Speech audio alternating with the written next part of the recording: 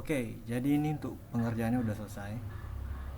Request kemarin itu kita diminta untuk ngebangun sebuah sistem baru ya. Jadi ada sistem kunjungan harian, di mana kita bisa menambahkan data kunjungan harian, bisa mengedit datanya, menghapus data itu. Kemudian kalau di proses penambahan data itu nantinya bakal dimunculin modal ya. Jadi kita bisa memilih, atau si admin itu bisa memilih ini tipe member atau bukan member. Nah, kalau tipe member itu nanti bakalan kita tampilin list member, dan si admin hanya perlu memilih member yang bersangkutan. Kemudian untuk tipe non member itu nantinya si admin akan memasukkan data informasi tambahan seperti nama, nomor telepon, alamat, status pembayaran, data-data personal seperti itu. Lalu ya, data tersebut bisa ditambahkan. Mungkin kita langsung aja ke menu kunjungan harian. Jadi di sini ada menu kunjungan harian. Begitu kita klik, ya ini adalah menu kunjungan harian. Dan untuk UI itu udah saya sesuaikan dengan UI sebelumnya ya. Jadi kalau dibikin terlalu kontras perbedaannya itu kan nanti nggak bagus juga. Jadi ini udah dibikin mengikuti style sebelumnya itu. Kemudian kita bisa lihat di sini ya. Di sini ada table. Nah, di table ini kita tampilin seluruh data kunjungan ya. Di sini ada tanggal. Nah, tanggal ini nantinya itu dia selain tanggal dia juga nge-record waktunya ya. Jadi tanggal ini nantinya itu di generate secara otomatis. Kemudian untuk status itu di sini ada member dan tipe non member. Dan juga itu di sini ada nama lengkap. Kita bisa lihat di sini nama lengkap.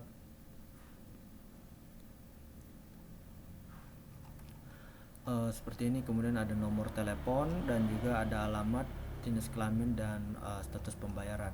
Di sini kita bisa melakukan pengeditan data, kemudian menghapus data.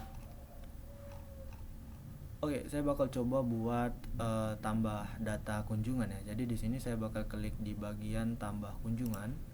Nah, nantinya dia bakal munculin modal baru ya, yaitu kita diminta untuk memilih tipe member. Jadi di sini ada tipe member, member, dan juga ada non member. Kalau kita pilih member, nantinya bakal dimunculin form tambahan, yaitu di sini kita diminta untuk memilih member ya. Jadi kita bisa sesuaiin aja nih member mana yang pengen kita pilih ya. Jadi sini saya bakal tambahin member baru di sini. Saya bakal pilih member ini, kemudian saya klik simpan. Nah, nantinya itu datanya bakalan otomatis muncul di sini. Kita bisa lihat. Ini data baru ya. Oke. Untuk data baru itu kan kalau si data member itu, jadi kita hanya perlu select member dan klik simpan ya. Itu kan relatif mudah ya. Kemudian itu di bagian data-datanya ini udah dibikin sesuai sama data anggota yang udah ke save sebelumnya ya. Kayak data nama lengkap, nomor telepon, alamat, jenis kelamin, status pembayaran itu juga udah langsung dibikin otomatis setelah terbayar. Itu kalau untuk tipe member. Ya, kita bakal coba buat tambah baru ya. Ini kita pilih tipe non member. Nah, untuk tipe non member ini si admin diminta untuk mengisi data tambahan seperti nama lengkap, nomor telepon, alamat, jenis kelamin, dan juga status pembayaran. Sini saya bakal tambahin data baru ya. Jadi di sini nih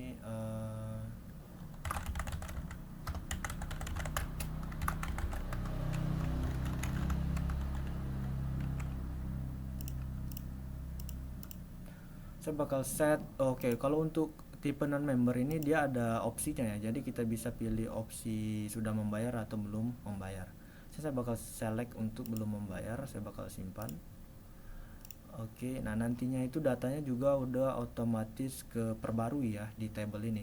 Jadi nggak perlu kita refresh atau reload halamannya. Jadi kita udah otomatis perbarui data seperti itu. Di sini kita bisa lihat udah muncul data baru ya, yaitu non member. Nah, di sini namanya itu sesuai dengan nama yang kita input. Data seperti nomor telepon, alamat, jenis kelamin, dan status pembayaran itu seperti yang kita sesuaiin tadi ya. Di sini kita bakalan coba untuk edit data ya. Jadi kita bakal edit. Nah, di sini kita bisa edit nama pengunjung, nomor telepon, alamat, jenis kelamin.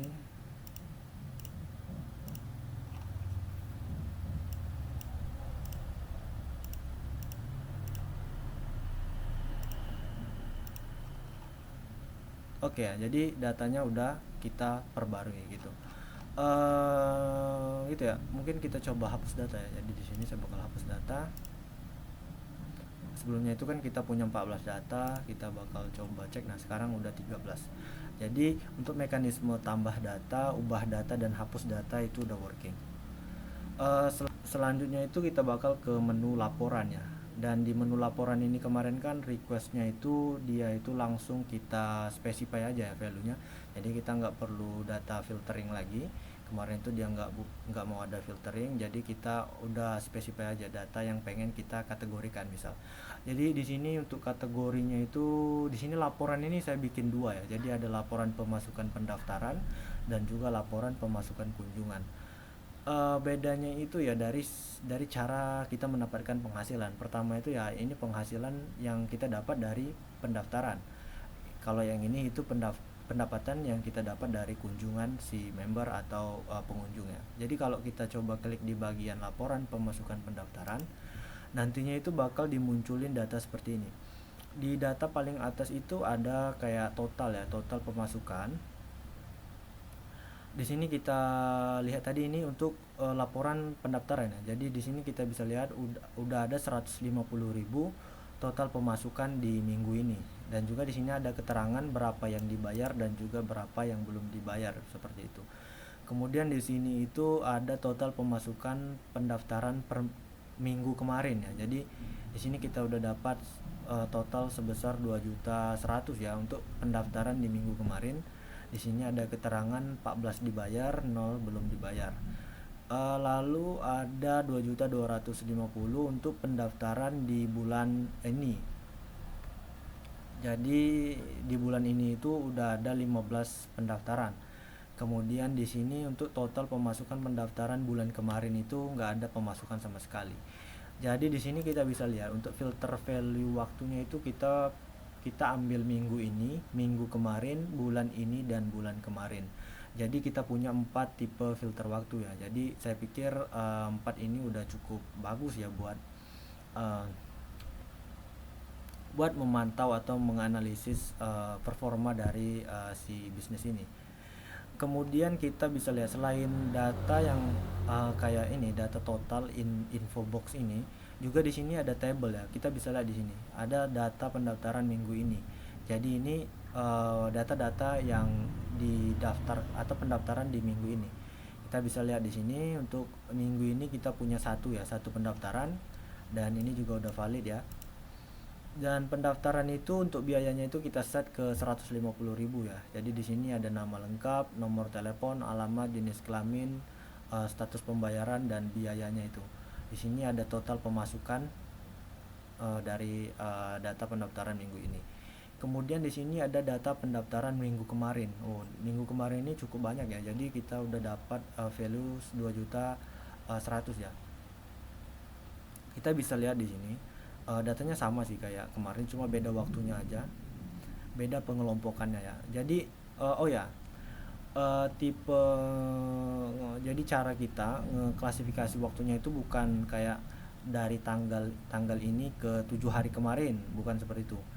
Misal kalau kita pengen ambil data minggu kemarin itu kan gini caranya itu gini. Jadi gini, saat ini kan ini hari Minggu ya. Hari Minggu berarti kalau minggu ini berarti dari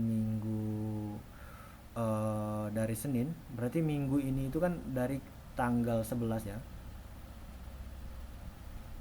Jadi kalau nggak salah itu dia gini ya, minggu itu karena hari ini hari Minggu berarti minggu ini itu dari tanggal 11 ke tanggal 17 ya. Jadi gitu. Kalau minggu kemarin itu dari tanggal 3 ke tanggal 10.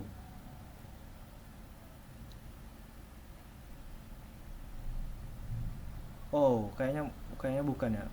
Berarti kalau minggu itu dari tanggal dari tanggal 17 ke tanggal ini ya, ke tanggal 23. Jadi gitu. Sedangkan kalau minggu kemarin itu dari tanggal 10 ke tanggal 16, jadi seperti itu ya.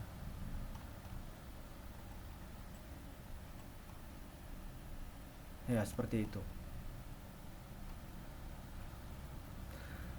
Oke, jadi perlu diperhatikan ya. Jadi takutnya salah, jadi nantinya takutnya salah ya. Sewaktu tes itu malah kepikir kalau sistemnya agak work. Tapi memang gitu. Caranya itu kan kalau sekarang ini kan tanggal 17 ya. Berarti itu udah masuk ke minggu ini. Berarti minggu ini kan dari tanggal 17 ke tanggal 23. Kalau udah di tanggal 27 itu berarti bakal masuk ke minggu depan gitu kan. Kalau dia di tanggal 16 itu berarti kan minggu kemarin. Kita bisa lihat di sini data minggu kemarin itu ada tanggal mana nih? Ya betul kan, ada tanggal 14. Tanggal 14 itu kan masuk ke minggu kemarin, yaitu dari kurun waktu tanggal 10 ke tanggal 16. Itu kan masuk ke kategori minggu kemarin gitu. Juga di sini ada data bulan kemarin ya. Jadi kalau data bulan kemarin itu ya dia nge-get bulan ini ya. Ini bulan ini. Jadi semuanya itu tanggal bulan 11 ya. Kalau bulan kemarin itu belum ada data di sini. Oh ya, mungkin kita coba ya, coba cek aja nih. Kita coba tes edit datanya. Di sini kan data pendaftaran ya berarti. Di sini kita coba tes edit data ini kan kita tes letakin ke bulan kemarin gitu. Oke, gini. Saya bakal ubah bulannya. Seharusnya kalau kita udah ubah datanya ini muncul di sini ya. Kita coba tes reload ya. Oke, nah di sini udah muncul, udah ada perubahan. Kita bisa lihat cuma di sini belum kehitung bulan kemarin nih. Di sini bulan kemarin belum ada nih.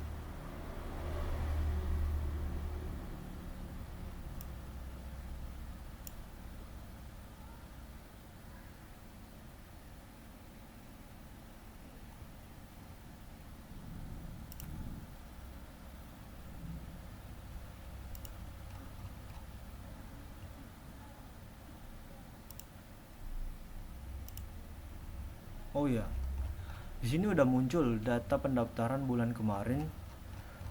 Oh, cuma di sini belum belum include ya. Di sini malah berkurang ini minggu kemarin dia.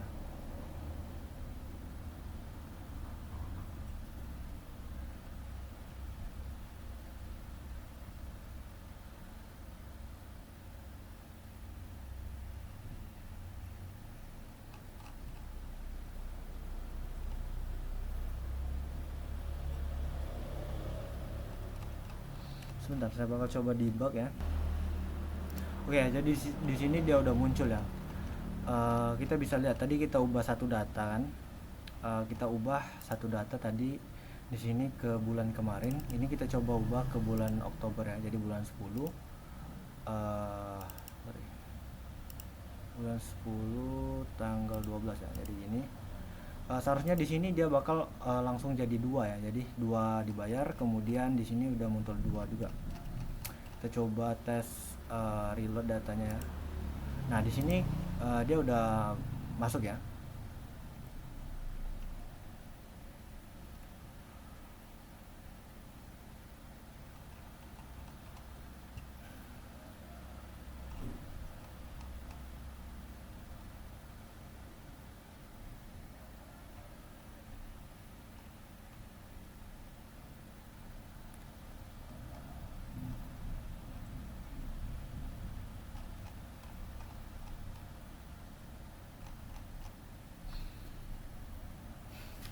Oke, jadi itu udah oke ya. Jadi kalau kita jadi kita punya 4 filter data di sini. Pertama itu minggu ini, minggu kemarin, dan bulan ini dan bulan kemarin ya. Oke, mungkin coba kita tambahin data baru ya. Jadi kita edit data di sini. Kita masuk ke data anggota.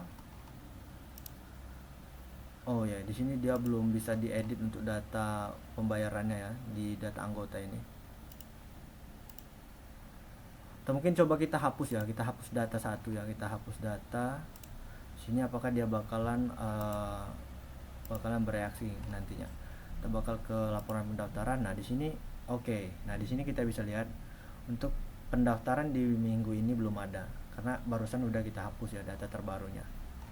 Jadi untuk table ini dia udah bereaksi dengan data yang ada di database ya. Jadi apapun yang kita coba ubah itu bakal tampil di sini. Oke, itu untuk data pendaftaran ya. Jadi data pemasukan yang didapat dari pendaftaran. Jadi kita punya 4 filter waktu, yaitu minggu ini, minggu kemarin, bulan ini, dan bulan kemarin. Oke, nah dan juga di sini kita punya info box. Jadi kita bisa tahu berapa total pemasukan di minggu ini, di minggu kemarin, bulan ini, dan bulan kemarin. Juga udah ada keterangan berapa yang udah dibayar, berapa yang belum dibayar gitu. Kemudian di bagian table itu juga udah ada total pemasukan, jadi kita bisa tahu nih total pemasukannya berapa. Walaupun kita sebenarnya juga bisa tahu dari info box ya, tapi sewaktu kita scrolling atau kita coba cek data table itu bakal lebih memudahkan kita kalau kita bisa tahu langsung di bawahnya itu berapa totalnya ya. Dibandingkan misal kita pengen lihat data pendaftaran bulan ini, kita tahu ada 12 data tapi kita nggak tahu totalnya berapa, otomatis kita mesti scroll lagi ke atas buat ceknya ya. Jadi itu cukup ribet. Oke, mungkin segitu ya untuk pendaftaran atau laporan pemasukan untuk pendaftaran.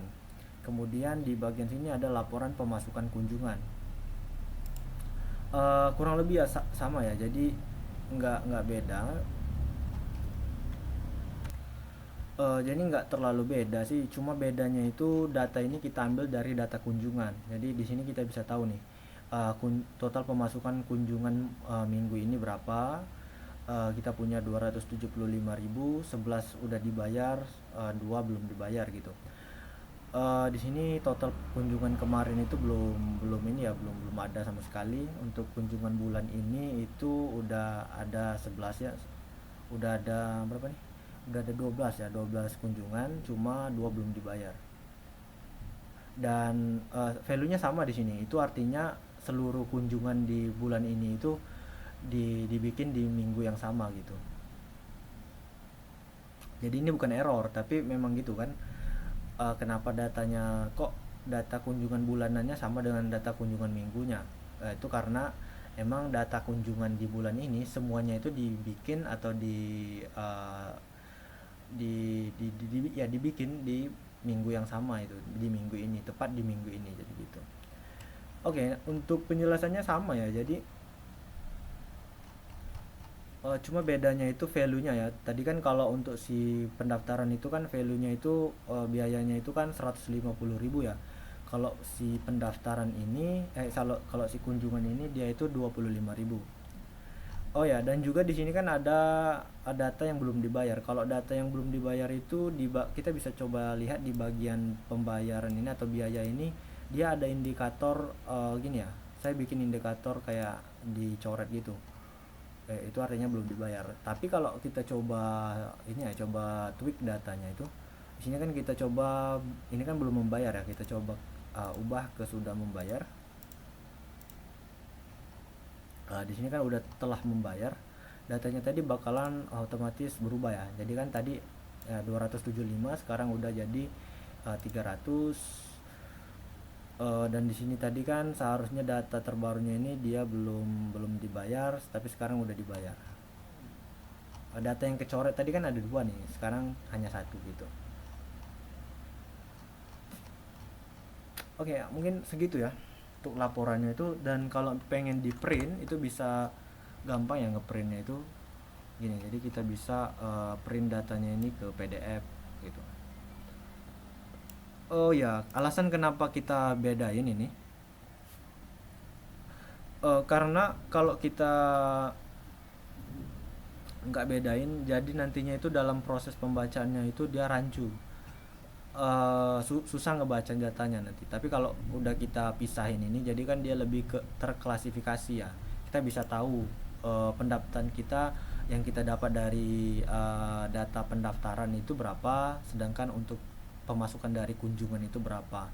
Soalnya kan value-nya ini kan beda ya. Nanti kalau kita